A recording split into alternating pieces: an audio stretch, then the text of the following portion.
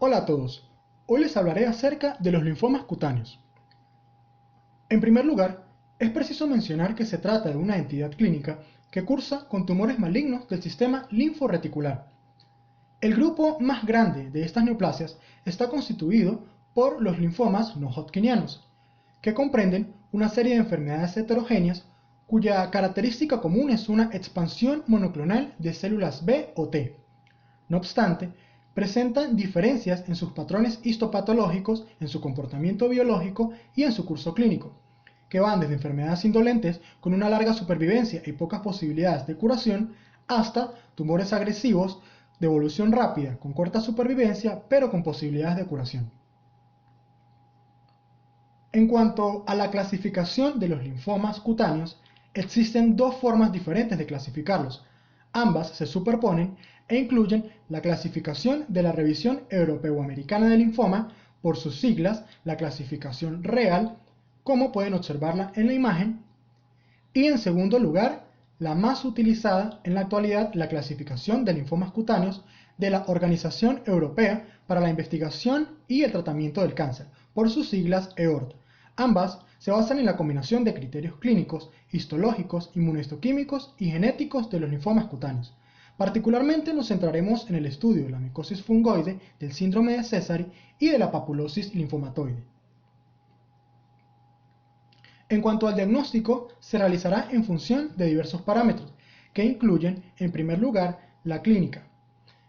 Además de ello, también la histopatología, seguido de la inmunohistoquímica, y por último, el examen inmunofenotípico.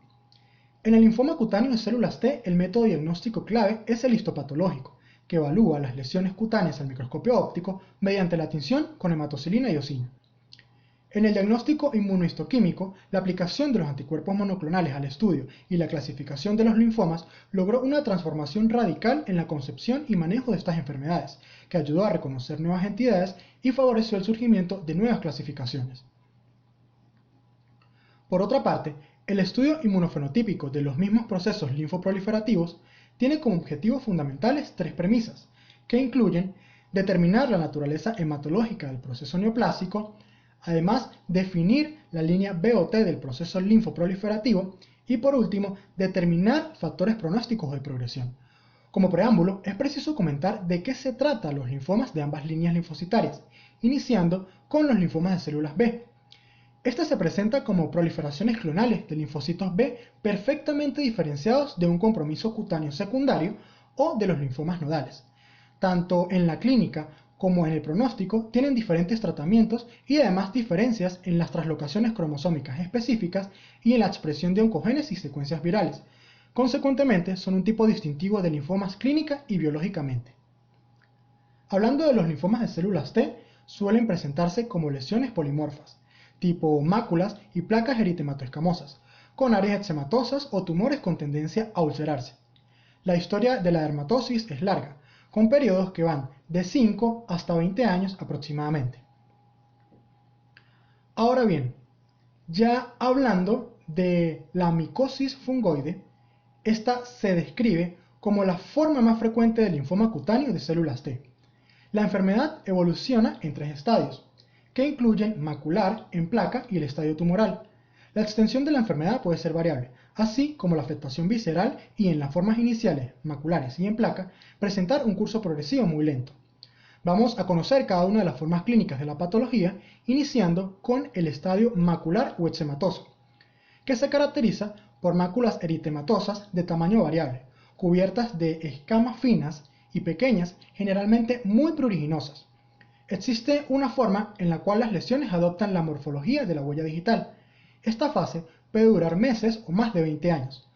Como se observa en las imágenes, estas son las lesiones características de esta fase de la enfermedad. Como segunda forma clínica, encontramos el estadio en placas, el cual se caracteriza por lesiones cutáneas sobrelevadas, infiltradas, eritematoescamativas y con frecuencia asociadas en periferia. En esta fase pueden observarse lesiones maculares o eczematosas como las que se pueden apreciar en las imágenes. El estadio tumoral consiste en la presencia de lesiones cutáneas de mayor tamaño, eritematosas, azuladas, infiltradas y con frecuencia ulceradas, como se observa en la segunda imagen a continuación. Además, pueden encontrarse lesiones maculares y en placa, siendo su presencia indicativa de un peor pronóstico. En este punto les comentaré sobre la histopatología de la micosis fungoide, en cada una de sus fases, iniciando con la fase macular. Aquí, el aspecto histológico habitual es de un infiltrado linfoide que no muestra una densidad celular particularmente alta, que afecta a la epidermis y la dermis papilar, como se observa en el corte histológico. En fase de placa, la patología conserva las características arquitecturales de la etapa anterior, pero se acentúan de tal manera que debe permitir el diagnóstico de la lesión por criterios estrictamente histológicos. En este punto, hay un infiltrado linfoide dérmico denso, dispuesto a modo de banda a lo largo de la epidermis, la cual muestra hiperplasia psoriasiforme. El epidermotropismo de las células y los cúmulos de linfocitos intraepidérmicos, denominados microabscesos de Pautrier, son las características más habituales en este momento, como se observa en el corte. En la fase tumoral, el epidermotropismo ya no es una característica llamativa del proceso y se aprecia un denso infiltrado que ocupa la dermis papilar y reticular, que puede desplazar o destruir los anejos cutáneos.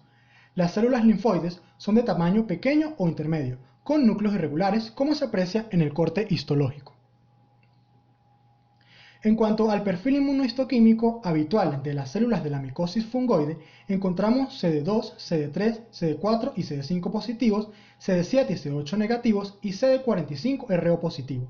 Rara vez pueden presentarse casos de CD4 negativo y CD8 con CD45RA positivo, los cuales podrían mostrar una presentación clínica inhabitual caracterizada por erupción generalizada de placas y nódulos, con peor pronóstico, aunque es algo no aceptado en la actualidad. En cuanto al síndrome de Sézary, se trata de una entidad clínica caracterizada por una eritrodermia muy pruriginosa, asociada con linfadenopatía generalizada y la presencia en piel, ganglios y sangre periférica de linfocitos T malignos, denominados células de Sézary. Esta patología afecta en gran parte a personas de la tercera edad de ambos sexos, siendo frecuente su asociación con hiperkeratosis palmoplantar, como se observa en el siguiente paciente. Los hallazgos histológicos del síndrome de Sézary son similares a los de la micosis fungoide, con presencia de un infiltrado denso en banda, en dermis papilar, que por lo general muestra menor tendencia al epidermotropismo. En cuanto al estudio inmunofenotípico, muestra la presencia de linfocitos T con predominio de T cooperadores, CD3 y CD4 positivos y CD8 negativo, siendo en la mayoría de los casos del síndrome de Sézary expansiones clonales de célula T circulantes, fenotípicamente maduras. La última patología de la que les hablaré se trata de la papulosis linfomatoide. Este es un síndrome caracterizado por lesiones cutáneas ertomatopapulonodulares, de tamaño pequeño, parduzcas con tendencia a la ulceración y curación espontánea, dejando cicatrices atróficas.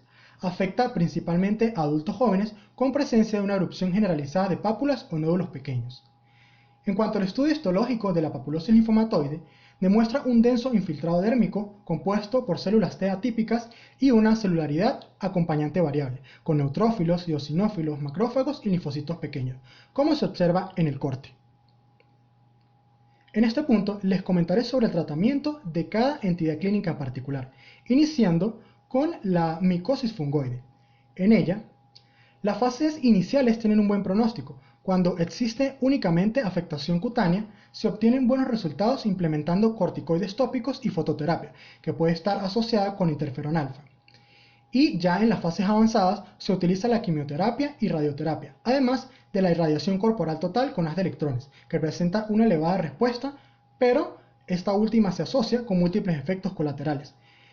En el caso de los enfermos con síndrome de Sézary, el tratamiento por lo general es poco satisfactorio. Se obtienen resultados con púa, que se trata de una técnica que combina una sustancia fotoactiva, en este caso el soraleno, y una radiación ultravioleta de gran longitud de onda, siendo usada sola o asociada con interferón alfa 2A o clorambucil y prednisona. Acá observamos una paciente sometida a la técnica de púa. Y para finalizar, La populosis linfomatoide presenta un pronóstico excelente. Se reduce a la frecuencia de síntomas con la administración de PUVA solo o con interferón alfa 2A, corticoides o metotrexate en dosis bajas. Esto ha sido todo. Muchísimas gracias por su atención.